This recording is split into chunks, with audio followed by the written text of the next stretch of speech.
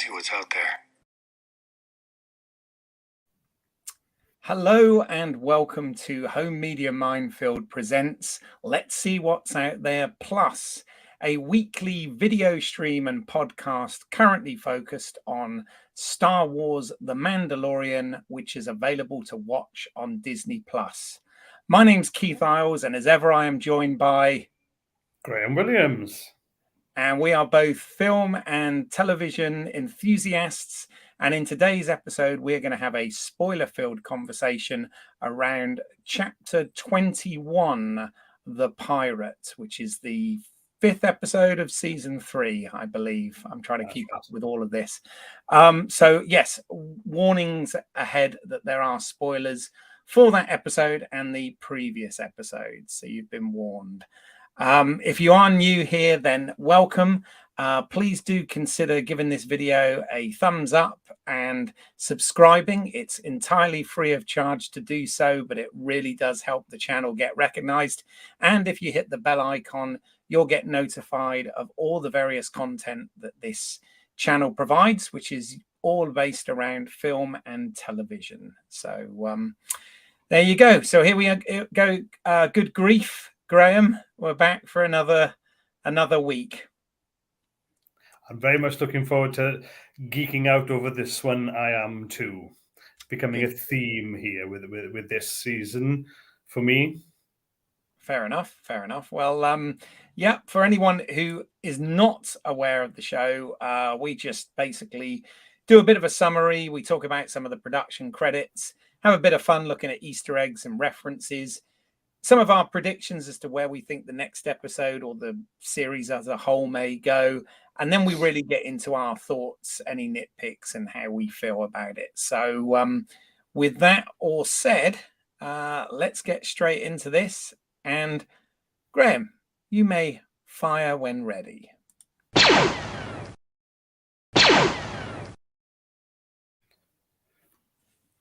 Chapter 21, The Pirate. Nevarro is our main port of call this week, although we do also head to Coruscant and spend a little time in space. So, Pirate King Gorian Shard, the seaweed beard CGI character from 3 episodes ago, attacks Nevarro. High Magistrate Grief Karga asks the New Republic for help through Captain Carson Teva. Captain Teva flies directly to Coruscant, but as Nevarro is not a member of the New Republic, they couldn't care less. Tail between his legs, Captain Teva flies his X-Wing to the unnamed planet and to the Mandalorian covert. R5-D4 makes a cameo, so that's how Captain Teva found the hidden Mandalorians.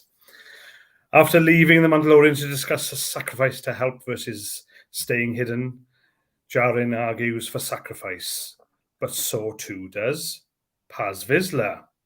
This is the way. And so to Nevarro, and the exciting, full-on, action-packed enacting of Bo-Katan's plan. Very much a war movie. It's a cross between Star Wars: A New Hope, the Battle of Yavin, crossed with the Battle of Britain, crossed with a bit of Black Hawk Down. This whole sequence is one of the best high-octane ones in Star Wars history, in my humble opinion. The Mandalorian Season 3 is becoming more and more enjoyable, at least for me. But we're not finished yet. When Gorian Shard's pirates are either killed off, destroyed, or left fleeing, the armourer makes Bo-Katan take her helmet off, as she has now, so can now, walk both worlds. It is Bo-Katan that can unite all Mandalorian tribes, and to take Mandalore. This is the way. But we're still not finished yet. Captain Teva in space comes across a derelict ex-Imperial transport craft, the very one used to take Moff Gideon to trial. But Moff Gideon did not, in fact, make it. Teva scans the ship to find the dead flight crew and remnants of Mandalorian Beskar. Dun dun dun. Cue end credits. Dun dun dun. Indeed, yes, a lot to talk about there. Quite a bit happened, didn't it? So and I even skipped some bits. Well, there you go. Well, we will get into that shortly, but before we do, it's time to thank the maker.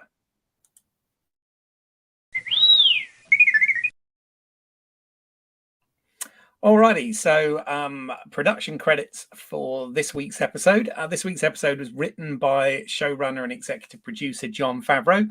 Obviously, we've talked a lot about Jon in previous episodes, so we won't keep going on about that. But we have a new director for this episode. This episode was directed by Peter Ramsey. Now, Peter's credits go right back. He's been around a while. I'll go right back into the late 80s, where he was actually a storyboard artist on A Nightmare on Elm Street, The Dreamed Child. And he went on from that to work as a storyboard artist on Predator 2, worked with Ron Howard quite a bit as a production illustrator on Backdraft and Far and Away. Also did some work on with Francis Ford Coppola on Bram Stoker's Dracula. The Shadow, Tank Girl, Batman Forever, Mortal Kombat, Independence Day, Men in Black, Godzilla, Being John Malkovich, Fight Club, Castaway, AI, Artificial Intelligence, Panic Room, Minority Report, Adaptation, Hulk, Spartan, Shark Tale, Shrek the Third, Shrek the Halls, Monsters v Aliens, Sausage Party, Wrinkle in Time, and Duck Duck Goose, all as I said, artists, storyboard artists and illustrators on a huge amount of movies there. So lots of experience. He's also very well known for directing animation. He was known for directing DreamWorks Animation's Rise of the Guardians in 2012. And one that I know Graham is a big fan of, as well as myself, because we've talked about this film at length, and that was 2018's Spider-Man Into the Spider-Verse, of which he was one of the co-directors of that excellent movie that I urge anyone to see. I implore you to see this film if you haven't already. So he has lots of experience, although this is actually his first foray into live action films. So this is the first episode for him, Chapter 21, The Pirate. But he is also scheduled to direct an episode of the Ahsoka series, which is coming as well. So really good stuff here with director Peter Ramsey. So really liking that.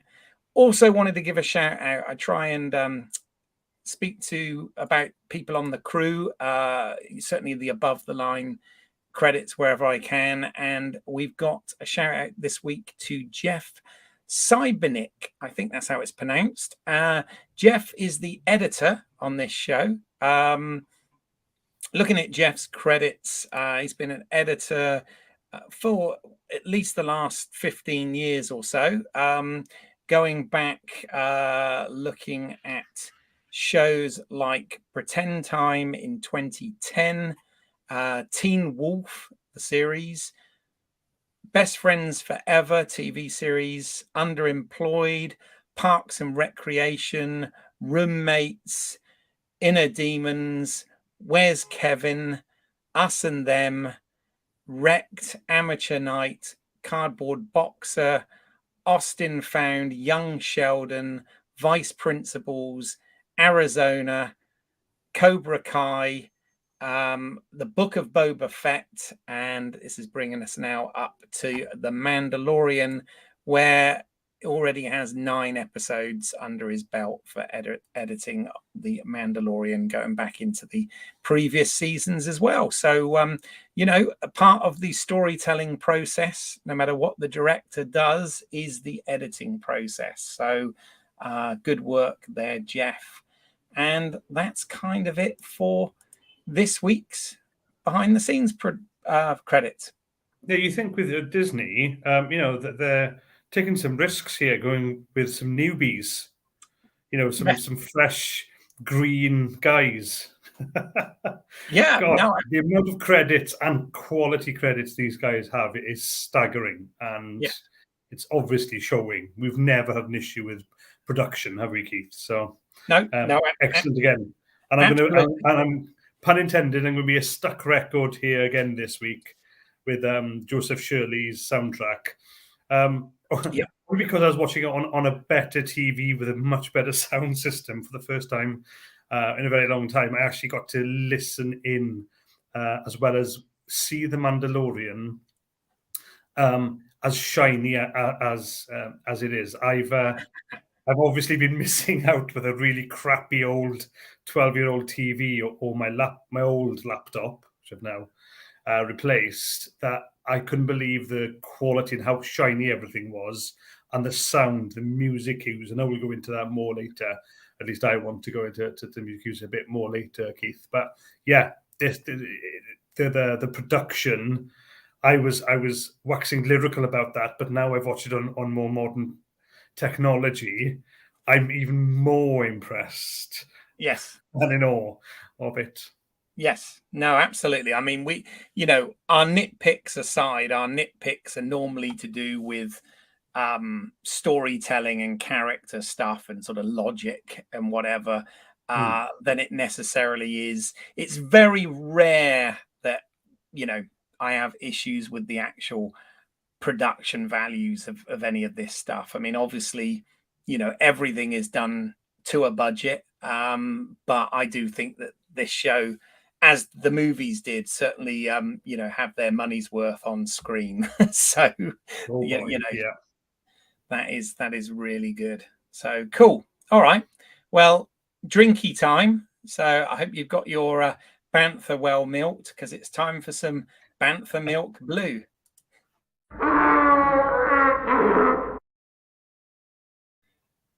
So this I tried to do this now, right? That's the colour of my drink. Oh man, I was the wrong end of the bantha. I was about to say exactly that. Yes, I think you got the wrong part of the bantha there. But as I always caveat with this part of the show is just a bit of fun.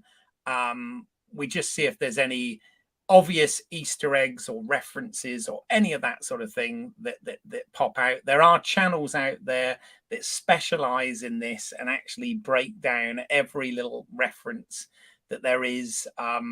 We don't always get those, but I just wondered, Graham, whether there was anything that sort of stood out to you this week. Yes, there are. Okay. There's a fair few. Okay, good. And some parts of it I've had to not mention because I was watching the second time around. I watched a Mandalorian at a friend's house with my daughter and friends, and them being their kids being gamers into Rebels and other Star Wars. I was inundated. I couldn't keep up, and some of them I don't think were real references, but hey, who cares, right? It could easily have been there. There was a lot of games and even music cues. So I'm going to stick to the ones that I picked up on.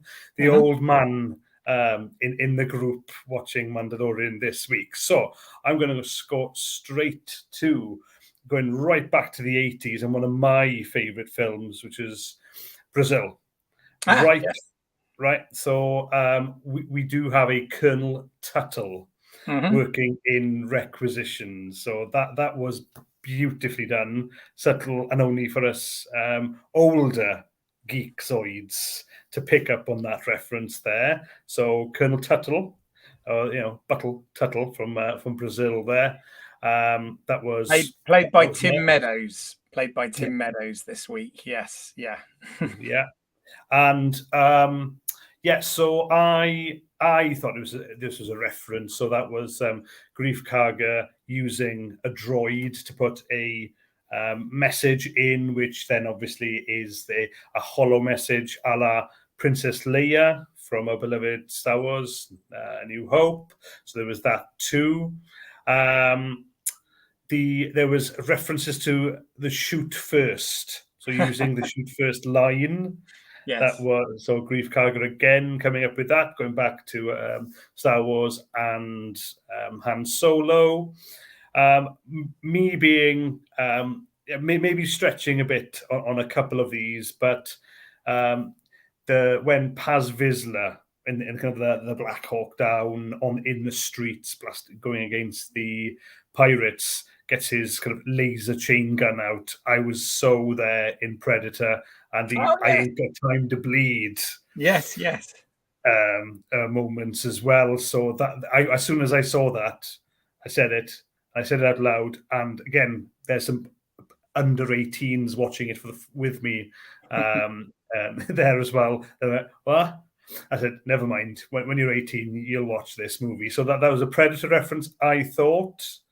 Near the end of the episode, with the cute little droid scanner going through, that has to be a take on Aliens, especially right at the beginning, Yes. the blue scan laser.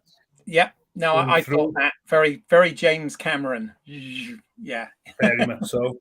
And I know that having listened to commentary on Aliens, that James Cameron really pushed for that, and to get the effects right for that scene in Aliens as well. So I think there's a homage there. Yeah, And well, for me, Cameron liked that so much that he kind of used the same effect in the marketing for T2 Terminator 2 Judgment Day, where they had the across the there we screen go. and everything. So yeah, Brilliant. very cool. And for me, you see, I was also a fan, late 80s, of Batteries Not Included. I'm not sure if you remember Yeah, I remember that. Yeah. that cute little movie. But a little droid scanner coming through, it just again, back to sound cues. It just Yeah. sounded, or it reminded me of the Batteries Not Included Aliens, the little robot, the metal the aliens that come to New York. So yeah, Batteries Not Included there as well. That was a Spielberg produced movie, and I believe ILM did actually do the VFX work on it. So that would not surprise me at all if it was intentional. Yeah. Yeah. And this one, my notes are poor. I was being distracted when I was trying to type up notes last week on this one. But it was the Rebels character, the big fella. You can tell I've not watched Rebels yet.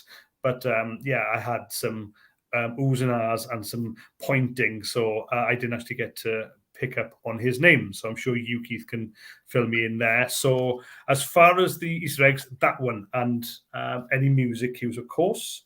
But the big fella, the big hairy Rebels character, he used too. So I was told he sounded the same, but again, you may enlighten us and confirm that whether it's the same actor or not. Yeah, no, I was going to ask whether you were a fan of Rebels or not, because indeed we get the live action version of the character Zeb, which was actually an early Ralph McQuarrie design for Chewbacca when they were originally developing the first Star Wars film, and this was an early conceptual drawing that got scrapped, and obviously, we know the story with Chewbacca. But when Rebels was launched, they used this character or that design for this character's likeness. So the character is called Zeb, and he is voiced in Rebels by an actor called Steve Blum. And yes, Steve did indeed voice the character in this episode, this live action version, which I think is a mixture of prosthetics and CG from the looks of it. No doubt they've created those assets because this is not going to be the last we see of this character, I'm guessing. This is obviously about 10 years further on than Rebels takes place, approximately, something like that. But it's good to see that that Zeb is still around, and as I said, in this case, they are using the same actor. There have apparently been some casting announcements for other live action versions of some of the characters from Rebels, but as Dave Filoni said, they've cast the right actors for the roles rather than just using the actors that provided the voices. A bit like they did with Ahsoka, obviously casting Rosario Dawson instead of Ashley Eckstein for that. But in this case, they have stuck with that actor, which is cool. So yeah, it was really good to see him there. What else have we got? We've got the character of Carson Teever, who I've got there on the writer frame, played by Paul Sun Hung Lee, and he obviously, of course, appeared last season as one of the Rebel. Oh, sorry, not Rebel. I shouldn't say that. New Republic Rangers, as they are now. And I believe in the bar scene, the characters that Dave Filoni and the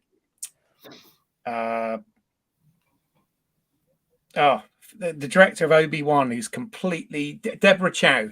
Those characters were also, I believe, in the background in the bar, although quite difficult to see. But I did sort of recognize Dave Filoni's, famous sort of fedora hat that he likes to wear in there.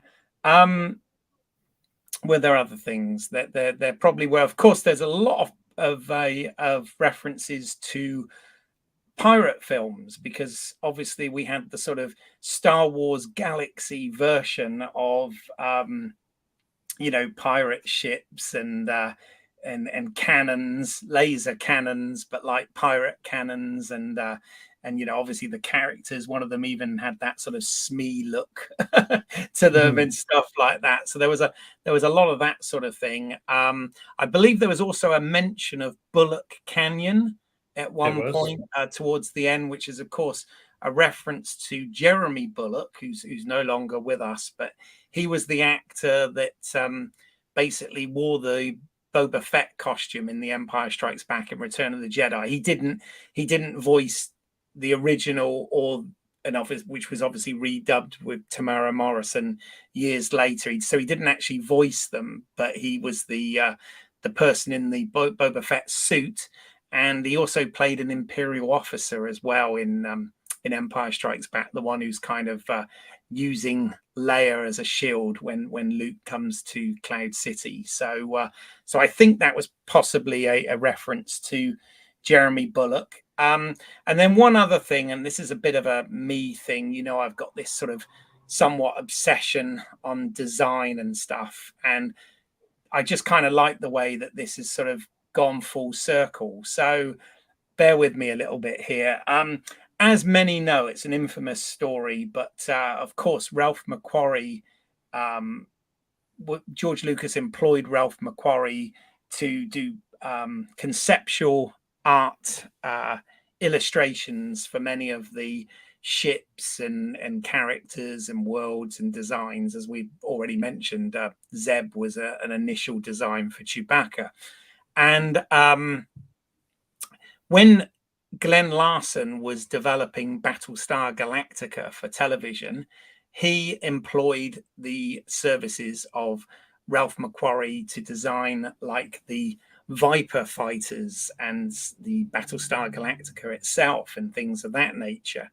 And the Viper design that they actually went with for the show was not the first design. It was one of the secondary designs, and obviously looked, to George Lucas's annoyance, looked somewhat like a X-Wing fighter in some respects. But one of the early designs, and I don't know whether you can see it there in the sort of middle picture that I've got there, that was one of McQuarrie's earlier designs that ended up being the Starfighter, the Earth Defense Starfighter in the television series Buck Rogers in the 25th Century, which Glenn A. Larson also produced. And they used that design, they recycled that design for that ship. Now, in terms of things coming full circle, I don't know whether this was just me, but the starfighters that were on the pirate ship in this that fend off against Din Djarin and the fighters, to me had a very similar look to that Buck Rogers Starfighter. And again, I've got, for those of you watching this on YouTube, the sort of bottom left is it's one of those end credit conceptual illustrations, because I couldn't find, I Googled pirate starfighter from the Mandalorian, chapter 21, the pirate, and I could not find a picture anywhere, but I did find this. So I don't know whether this is just me seeing this, but those ships instantly kind of reminded me of the ones from Buck Rogers. And of course, historically, this is where it all started because it's all sort of full circle. George Lucas was inspired by the Buck Rogers serials in the 1930s and whatever, and then of course Buck Rogers designs then were inspired by some of Ralph McQuarrie's artwork. So I just think, as I said, I might be talking nonsense, but this is kind of the sort of thing I see, and I just thought was a bit interesting. So no, it's amazing. No, I know you love the early 80s stuff, Keith. So that's some excellent investigative work. And in our head canon, we're going to go with yes. That's all correct, of course. It's all connected. Yeah, and I mentioned it in my summary earlier, and I just was spotting on the image you had of them going through a canyon, of course, was very much Battle of Yavin, attack of the rebels. Yes. On the Death Star and going through that. So there were a few shots there. So there were hints of that as well that reminded me. So all those chases, especially of the N1 starfighter, the Mando's one. So yeah, I think we had a bit of a nod back to original Star Wars here. Yeah, it's all connected. But hopefully my ramblings there made sense, and you sort of see where I'm coming from in terms of the design language, because I do see a bit of a connection and symmetry there with, as I said, what was originally done for Battlestar Galactica, then used in Buck Rogers, and now kind of, I think, quite familiar with those ships. But there you go. As I said, that's just a me thing. I'm not sure it's necessarily an Easter egg as such, but we'll see if anybody else out there agrees with that. So, we're fast approaching Easter, and there's all sorts of Easter eggs out there. So I'll take as much as I can. Fair enough. Well, time to talk about the odds then, yeah? Let's do it.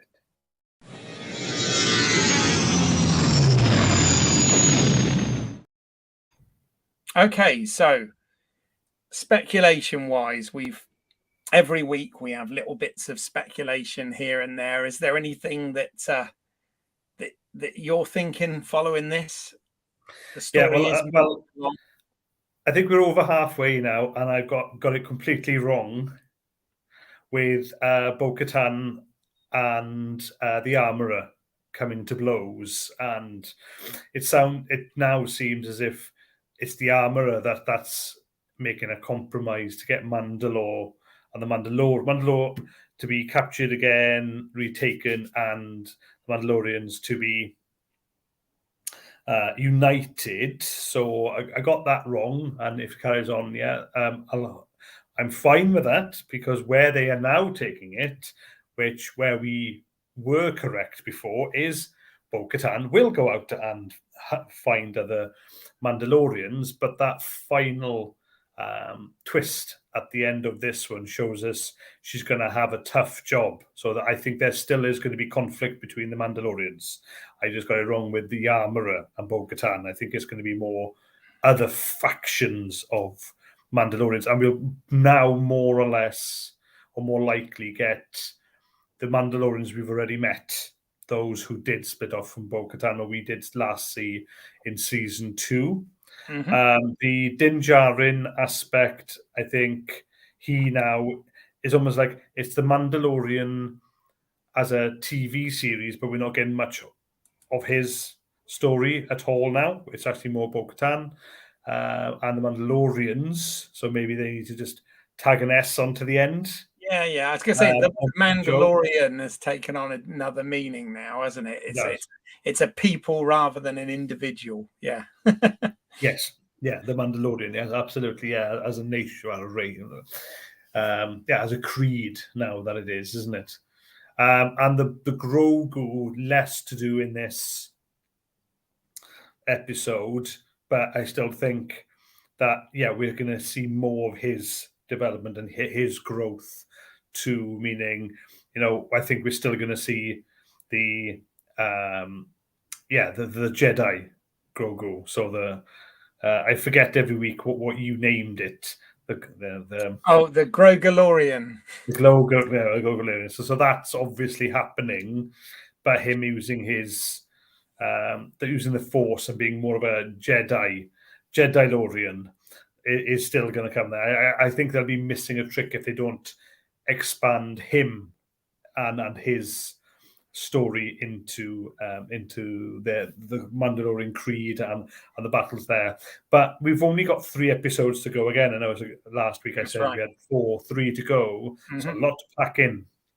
So I'm thinking, are they actually lining up to either go, to finish off stories in full with the Ahsoka TV series, or are we going to cliffhanger it and this is actually going to be more of a double season story arc? Yeah, those are just the thoughts that are coming to mind. I hope it's not the former. I hope they can actually have an Ahsoka story rather than have a double header. I prefer that one because it stretches the story and we get a lot more depth.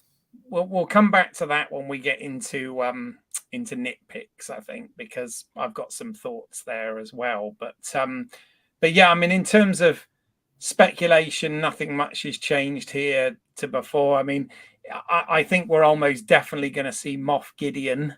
That's pretty much how the end of the episode was setting up. And I've still got a hunch that we're going to see a live action version of Grand Admiral Thrawn at some point here.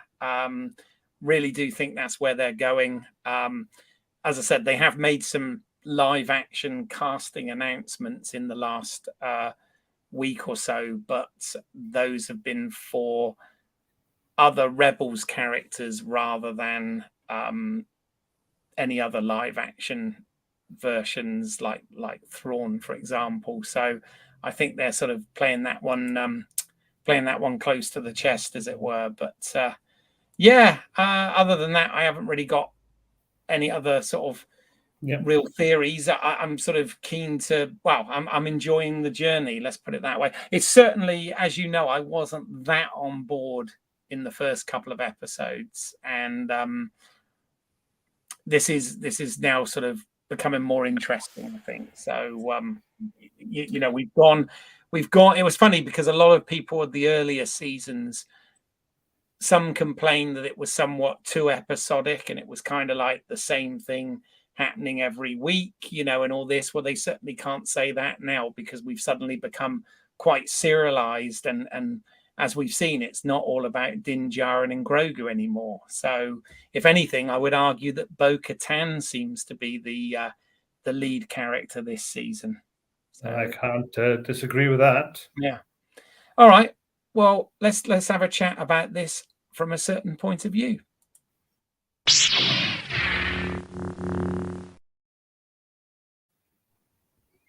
Okay, so this is the bit where we just sort of chat about the episode and what we liked, what we didn't like, what we think, all that sort of thing. So Graham, I've done a lot of wittering, so I'll let you go first. Okay, no, it's fine. I'll be honest, the first viewing of this episode, for the first 10 or so minutes, I was going, oh dear. And I was expecting I thought we were going to go back to the convert again. We were going to be on Coruscant. There was going to be a lot of talk and chatter. We were going to go off-piste, away from the Mandalorians. It is going to be another Mandalorian that the Mandalorian, as Book of Boba Fett was for a couple of episodes. Mm-hmm. And then Captain Tava goes to the Mandalorians, and I went, right, now we're talking. This is the story I want to see. This is the one I want to experience. And then once they all decide, they are going to go to Navarro and help Greef Karga, I was not expecting such a ramp up of intelligent writing and amazing effects, but mainly the action again. It was they threw a lot at this, and for me, it really stuck and did really well together. I could forgive the over CGI'd seaweed beard, as he's now been christened by my daughter. But yeah, again, on second viewing, because I knew what was coming, I got to enjoy that first 10 minutes again, and how its pace was actually a lot quicker second time around, because I could focus in on what was really happening rather than rolling my eyes, dreading where it may have ended. So, as an overall on the episode, I think it absolutely nailed the landing. Good. Yeah, no, absolutely. So, yeah, because of course, forgot to mention, but we had Ella Kane, played by Katie O'Brien, appear again in this episode. Yeah. And, along with the Colonel Tuttle, played by Tim Meadows, as we mentioned earlier. Kind of interesting how they've sort of linked that odd episode we had a few weeks back into the sort of main narrative now by having Carson Teva be the sort of link between the two things. So, he obviously crosses paths with Ella Kane, and obviously goes directly to the Mandalorian. So indeed, yeah. No, I didn't. I skipped talking about it earlier, but you're right. I still, well, I'm thinking on watching this, I still think that without her story arc in the convert episode, I still think it would have worked because they had visual clues here. I mean, so when Carson Teva looks at her badge, it's different, and the way she is and the way she's treated, actually that would have worked. So an argument would be, you still didn't need that as an introduction for her in this storyline. So obviously we had gripes with that particular episode. Other than that, no, everything worked, and that one was actually quite sinister too, in the fact that she was communications officer. I'm wondering if she's going to muscle herself in, because if she's the communications officer for the New Republic, then we really are they're really going to be in trouble, because it's okay then for people to die, because they'll learn their lesson, is what I read between the lines with their argument. Yeah, I mean, the New Republic, that they obviously they're not as extreme as the Empire were, but at the same time, it's quite a bureaucratic society. I mean, even Colonel Tuttle was kind of like, oh, that's some planet on the outer rim, we don't need to help them, kind of thing. And it's like I mean, I think what's interesting is this is no doubt pathing the way for what 20-25 years from now will become the First Order, I guess. Indeed. Well, what we are seeing on the periphery that we've not mentioned, and the whole Moff Gideon. Maybe Moff Gideon is one of those who is the pioneers, or one of those who will keep that flame alight, right? So we've already had an attack from some Imperial ships a couple of episodes ago. So as speculation goes, that's a stretch that'll happen now. But maybe they are doing it this early. Maybe they are putting in some groundwork ready for the whatever they're called again.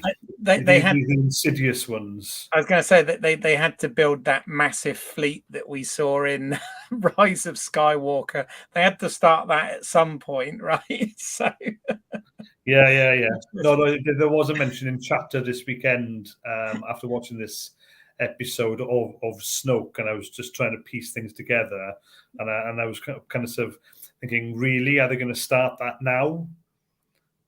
Well, yeah. I mean, will we have Mandalorians having to fight against the evil in a link or a bridge to them? So I hope they don't go too far, because obviously that was mess, a god-awful mess, the third trilogy. Yes. But No anyway, plan. No plan. That was the problem. But no problem. I mean, we'll get into the nitpicks in a moment. But before we do, I just wanted to say I was kind of my tracking of this episode was much like yourself, really. When it started and it starts with the pirates and everything, I was kind of rolling my eyes a little bit because in the earlier episodes of the season, as you well know, I wasn't a big fan of the pirates. I didn't particularly like the designs, even though I'm not saying that they're not Star Wars like by any stretch, because obviously Star Wars has got many cultures and many different alien races and stuff. So it wasn't so much that, but just tonally, I thought it was all a bit silly and wasn't too sort of happy about that initially. Obviously, though, we get the payoff when Carson Teva warns the Mandalorians, and they get involved in this. And as you well said, the action sequence was a lot of fun. Some really good effects work, some really good direction and editing and VFX, and putting all of that stuff together. Really good. I'm not crazy about the seaweed beard, as your daughter calls it. Design and all of that sort of stuff. But like I said, Star Wars has got all sorts of different alien beings, so I suppose it's something different, at least. And yeah, all the dog fighting was good, and it was great to see Mandalorians flying around on their jetpacks with, like you said, Gatling gun style, minigun style laser weapons and all of that sort of stuff. So yeah, that was all good. I got to be honest, I was a little surprised with the whole Bo-Katan thing towards the end. Obviously, I know we've cast Katie Sackhoff, and we all want to see Katie Sackhoff, so we're all, for her taking the helmet off. But I was just a bit puzzled because the armor had been so adamant about the fact that it's the way you keep your helmet on and stuff. And I thought she was trying to trick Bo-Katan to start with when she asked, and I was like, is she really going to remove her helmet? But then when she comes out in front of everyone at the end, or what we think is going to be the end, that even goes into a little circle fade on her face, which I thought was quite amusing before we got to that dark alien-like epilogue. But yeah, I was just a bit surprised by all that. I mean, I'm sure there's a reason for it and it's going somewhere. Well, but I thought it was in dialogue. I thought for me, the armourer did explain herself that she had actually lost her way and she saw the benefit, and that it for me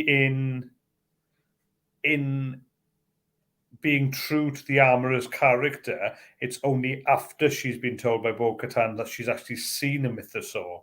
So for the armourer, she's all about the mysticism and the creed, and now she has somebody who's seen the mythosaur rather than it just being a myth.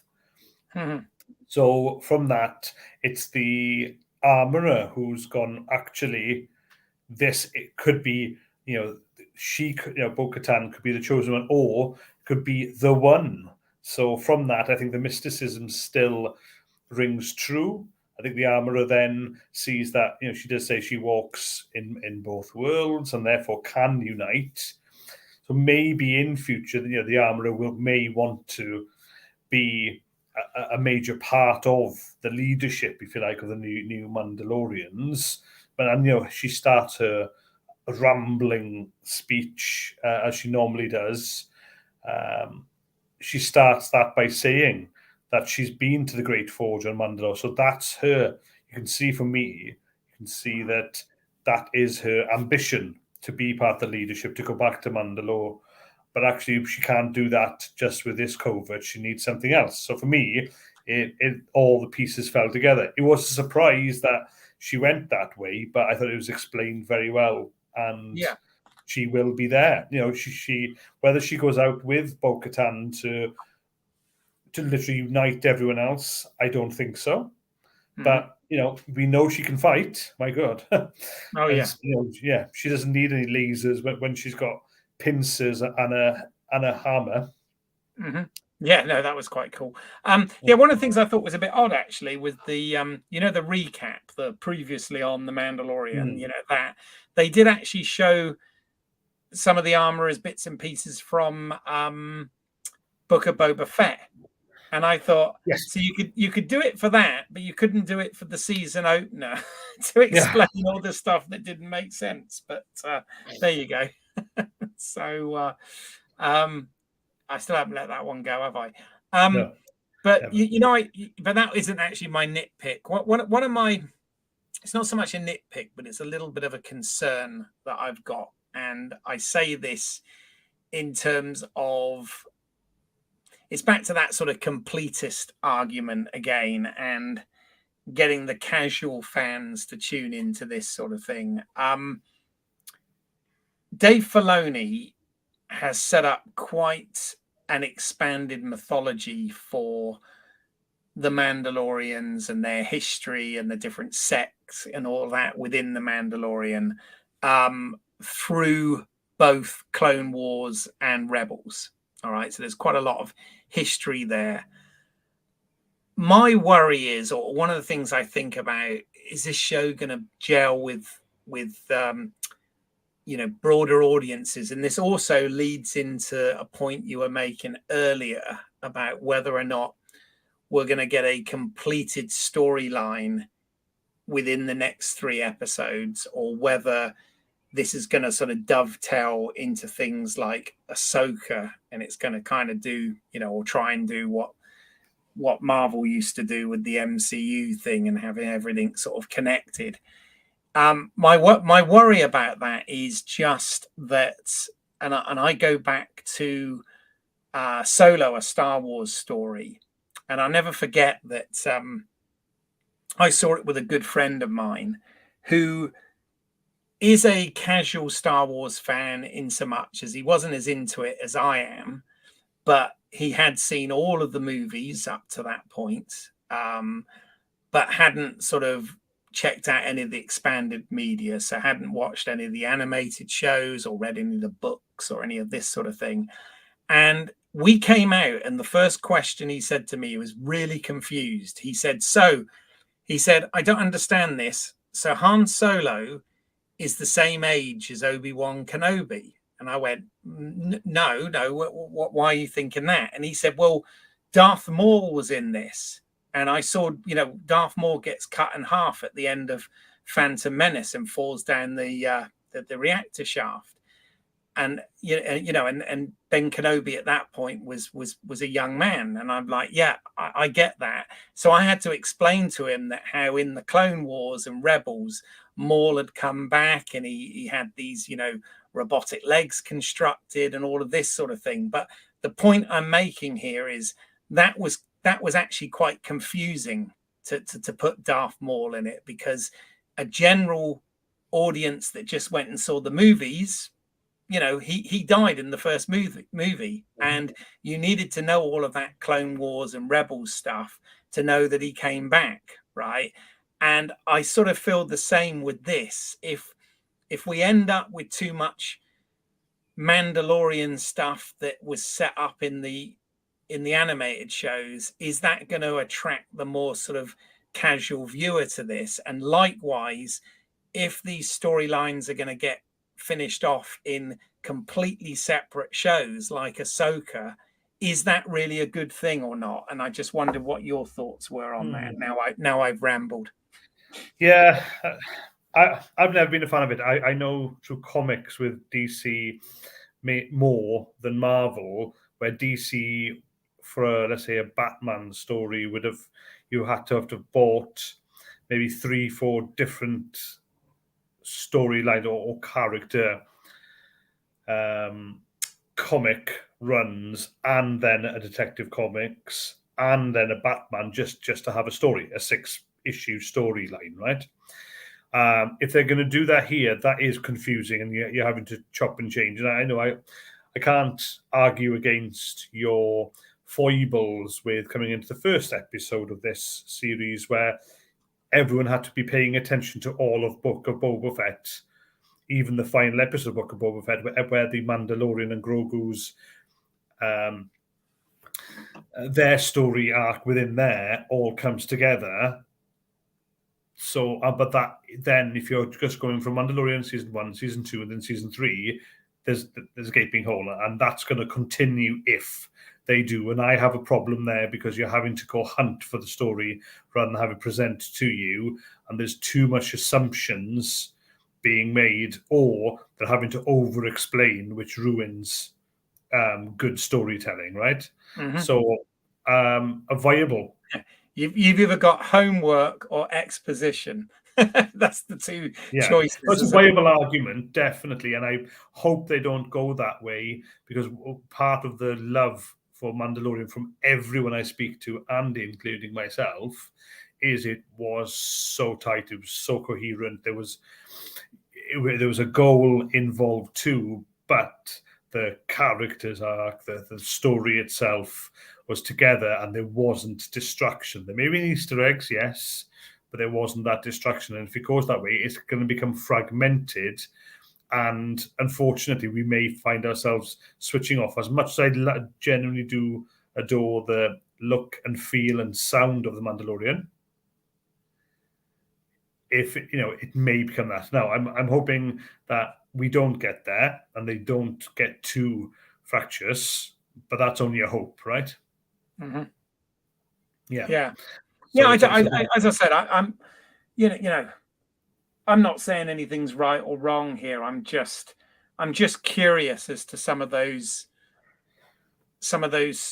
choices, storytelling wise, and as I said, I always go back to that solo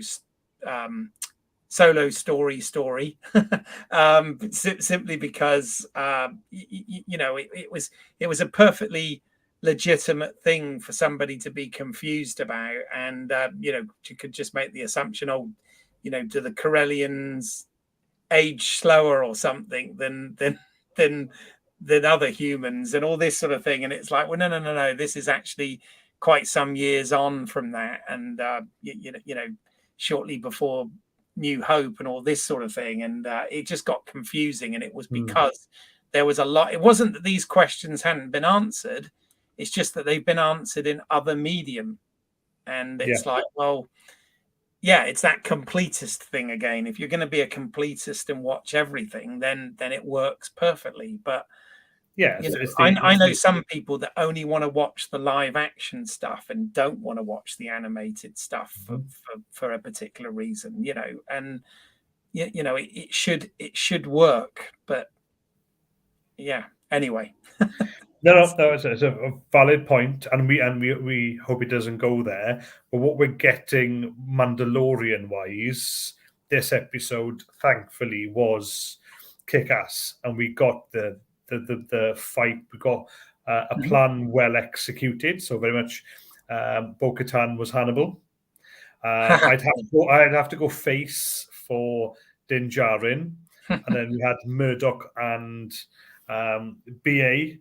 Baracus on the ground then, but not arguing so much, but kicking ass then. Or you could just say maybe Murdoch was actually the armorer who stopped the full metal jacket sniper blasting everybody down on the ground. But does that mean then that off screen, when the pirate fighters crashed, we see the pilot getting out of the rubble and fire just before it explodes? Yeah, I'm thinking back now. It's disappointing we didn't have any rolls. We didn't have them crashing and rolling. Yeah. So on the next Mandalorian, we're going to have the armorer just take a bed, some springs, and because they're all going to be trapped in the jail somewhere, and they're going to just find some screws, and they're going to build a tank. There you go. To escape. There's potentially, and I say potentially because I don't know who watches this or how many, but there's potentially a whole generation of people watching there that will have no idea what any of that reference was. Back to the 80s. God, those Exactly. 80s have a lot to answer for. We've always said that, yeah, the first season was kind of criticized as being like an episode of the A-Team, right? So, but that's Brilliant. cool. No. But no, the I rest of this- enjoyed to be positive though. I did enjoy this episode. It started off, and I really didn't think I was going to. I mean, when I saw the whole pirates thing, I thought, oh God, here we go, you know, and I just wasn't really sort of sold on that. But yeah, it did turn around, and and we got a happy ending. Happy ending first. Then we had a new direction for Bo-Katan. Then with the Mandalorians, and then we had the twist at the end. So actually, in the end, it gave us a lot. In that last 10 minutes, we got a lot of plot. Yeah, tonally, I did really like the twist as well. I like the dark, and of course the mystery of it all. So, you know, especially as there's Beskar residue in the Imperial shuttle. So absolutely. So now we are back anticipating, and we're back looking forward. We're back to looking forward to the next episode, which a couple of times I know you haven't, and only one episode I haven't. But no, I'm back to being excited. Yeah. Well, we've only got, at the time we're doing this now, only a couple of days to wait, because unfortunately this is a little bit late going out this week, just because of life. We've both got busy lives, and just getting the schedule together took a bit longer. But we will be back next week. Have you got anything you want to add, Graham, at that point? No, not for this one, no. Other than I'll probably go back and watch it again, especially the second half. Fair enough.